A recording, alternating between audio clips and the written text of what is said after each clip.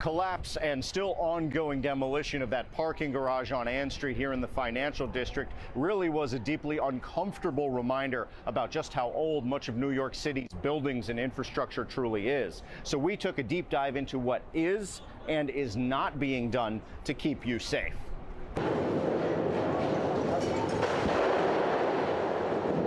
The city had no choice but to tear down what was left of the century-old parking garage following the fatal collapse. In the days that followed, we learned it was originally designed for horse carriages. Well, listen, we have an aging city. Everybody knows it. You look all around us and you see examples of buildings that are well over 100 years old. And Eli Dvorkin with the Center for an Urban Future, an independent research organization focused on New York City, says the work to maintain all those structures just keeps piling up. We know that New York City is aging, but the impact of climate change is accelerating the effects of that. So right now we're facing the double whammy of keeping pace with a city that's just aging as it is while actually experiencing the consequences of climate change in real time. A city report from the end of last year shows the public infrastructure alone needs more than $14 billion of maintenance and replacement by the middle of 2027.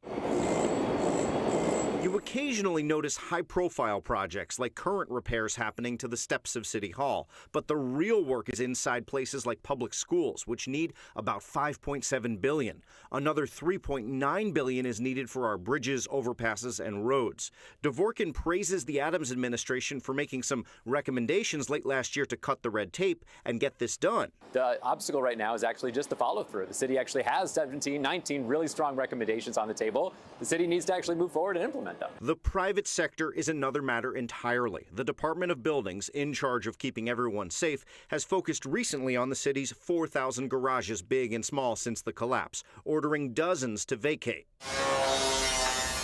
The DOB basically leaves it up to the owners of buildings to keep things up to code and leaves it to tenants and members of the public to report possible unsafe situations. There's just one problem with that. We have fewer building inspectors. City Comptroller Brad Lander points out that the DOB, like many city agencies, is way understaffed. His office reported at the end of last year that more than 1 out of every 5 positions was unfilled. If you do fewer building inspections, it exposes you to risk, and if you can't get to as many building inspections as you need to, you open up more risks. Mayor Eric Adams says all city agencies must save money this budget cycle by not filling some vacant positions.